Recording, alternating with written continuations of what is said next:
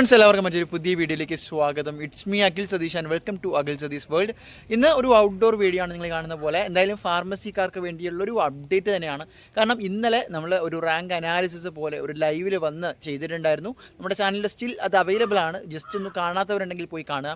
അപ്പോൾ അതിൽ പറഞ്ഞൊരു കാര്യമുണ്ട്, നിങ്ങളുടെ റാങ്ക് വെച്ചിട്ട് നിങ്ങളുടെ കാറ്റഗറി വെച്ചിട്ട് ഏതൊക്കെ കോളേജുകളിലാണ് കിട്ടാൻ സാധ്യതയുണ്ട് എന്ന് ഞങ്ങൾ പറഞ്ഞു തന്നിരുന്നു. അതിൻ്റെ ഫയല് വേണ്ടവർ നമ്മുടെ ഇൻസ്റ്റാഗ്രാമിൽ വന്ന് മെസ്സേജ് ചെയ്താൽ മതിയെന്നും പറഞ്ഞു.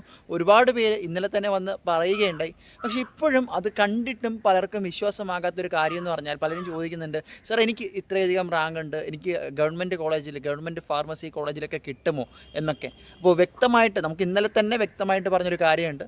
14,000-ഉം 19,000-ഉം കിട്ടിയ കുട്ടികൾക്ക് വരെ ട്രിവാൻഡ്രം മെഡിക്കൽ കോളേജിലും കോഴിക്കോട് മെഡിക്കൽ കോളേജിലുമൊക്കെ അഡ്മിഷൻ കിട്ടിയ ഒരു സിനാരിയോ 2024 കണക്കുകൾ വെച്ച് നോക്കുമ്പോൾ ഉണ്ട്. പക്ഷേ ഒരു കാര്യം, നിങ്ങൾക്ക് റിസർവേഷൻ ഉണ്ടായിരിക്കണം.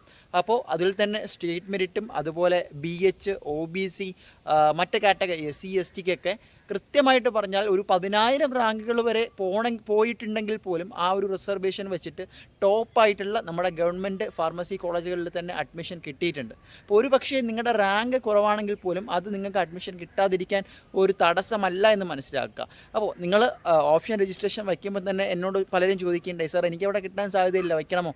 അങ്ങനെ വിചാരിച്ച് വയ്ക്കാതിരിക്കരുത്. അതായത് ഒന്നുകൂടി ഞാൻ പറയാം, വിദ്യാർത്ഥികളെ സംബന്ധിച്ച് ഞാൻ എനിക്ക് സന്തോഷ വാർത്ത എന്ന് ഒരു തമ്മിൽ കൊടുക്കാൻ തന്നെ കാരണം, തീർച്ചയായിട്ടും നിങ്ങളുടെ റാങ്ക് കുറവാണെങ്കിലും സ്റ്റിൽ നിങ്ങൾക്ക് പ്രതീക്ഷ വയ്ക്കാം. ഇത്തവണത്തെ അഡ്മിഷൻ രീതികളുമായി ബന്ധപ്പെട്ട് എല്ലാവർക്കൊന്നുമല്ല, റാങ്ക് കുറഞ്ഞവർക്ക് പോലും ഒരു പക്ഷേ ടോപ്പ് കോളേജുകളിലേക്ക് അഡ്മിഷൻ കിട്ടാനുള്ളൊരു സാധ്യത നിലവിലുണ്ട്. അതിന് ചെയ്യേണ്ടത്, നിങ്ങൾക്ക് ആഗ്രഹമുള്ള കോളേജുകൾ തന്നെ ഏറ്റവും മുകളിൽ വയ്ക്കുകയും കൂടുതൽ കോളേജുകൾ ഉൾപ്പെടുത്തുകയും ചെയ്യുക എന്നൊരു സ്ട്രാറ്റജിയാണ്. എന്നിട്ട് ഈ റാങ്ക് അനാലിസിസ് കൃത്യമായിട്ട് പരിശോധിച്ചിട്ട് ഇത്തവണ 2024 എത്ര കുട്ടികളാണ് ഫാർമസിയിലേക്ക് യോഗ്യതായതെന്നും 2025 എത്ര ഇൻക്രീസ് ആയിട്ടുണ്ട് അല്ലെങ്കിൽ കുറഞ്ഞിട്ടുണ്ടെന്ന് നോക്കി അതിനനുസരിച്ച് നിങ്ങൾക്കൊരു കൃത്യമായിട്ടുള്ള ഐഡിയ ഉണ്ടാവും. അപ്പോൾ ഇനിയും നമ്മുടെ ഇൻസ്റ്റാഗ്രാമിൽ വന്ന് മെസ്സേജ് അയച്ചവർക്കെല്ലാം ഞങ്ങൾ ആ ഫയൽ കൊടുത്തിട്ടുണ്ട്. ഇൻ കേസ് ആർക്കെങ്കിലും മിസ്സായിട്ട് പോയിട്ടുണ്ടെങ്കിൽ ഒന്നുകൂടി മെസ്സേജ് അയച്ചാൽ മതി. അപ്പോൾ വളരെ ഹോപ്പായിട്ടിരിക്കുക. അലോട്ട്മെൻറ്റ് ഓഗസ്റ്റ് 25 വരികയും 30-നകത്ത് ഫസ്റ്റ് അലോട്ട്മെൻറ്റ് കഴിഞ്ഞാൽ പോലും നിങ്ങൾക്ക് ആ ഒരു വേക്കൻസി ഫില്ലിംഗ് പോലെ സെക്കൻഡ് ഫേസ് ഒക്കെ നിങ്ങൾക്ക് പ്രതീക്ഷിക്കാം.